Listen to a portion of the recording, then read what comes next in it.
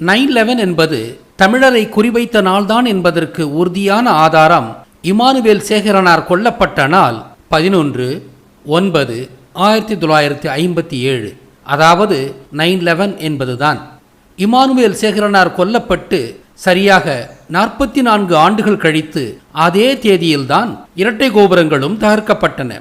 இதிலிருந்து இந்திய யூதர்களான பிராமணர்களுக்கும் அமெரிக்க யூதர்களுக்கும், பொதுவாக சொல்ல வேண்டுமானால் உலக யூதர்களுக்கும் வெள்ளைக்காரன் காலத்திலிருந்தே நெருங்கிய தொடர்புகள் இருந்திருக்கிறது என்பதும், இவர்கள் இணைந்தே பல சதித்திட்டங்களை நிறைவேற்றியுள்ளனர் என்பதும் நிரூபணமாகிறது.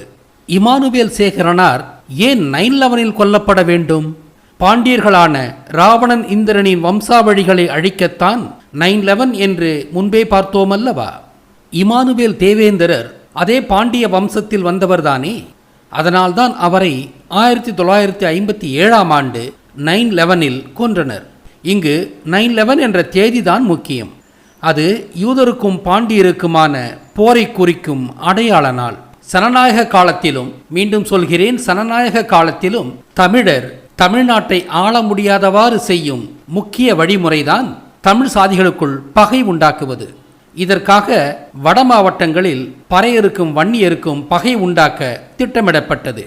இந்த வேலையை இந்த இரு சமூகங்களின் பிரதிநிதிகளாக தங்களை காட்டிக்கொள்ளும் வந்தேரி அரசியல் தலைவர்கள் அன்றிலிருந்து இன்று வரை திறம்பட செய்கின்றனர்.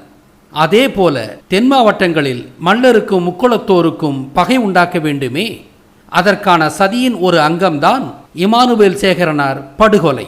இமானுவேல் தேவேந்திரரை காங்கிரஸ்காரர்களை கொன்றுவிட்டு பழியை முத்துராமலிங்க தேவரின் மீது சுமற்றி இரண்டு சமூகங்களுக்குள்ளும் பகை உண்டாக்குவது மட்டுமல்ல, சுபாஷ் சந்திர போஸோடு இந்திய சுதந்திரத்திற்கு போராடிய முத்துராமலிங்க தேவரையும் பழிவாங்கலாம் அல்லவா?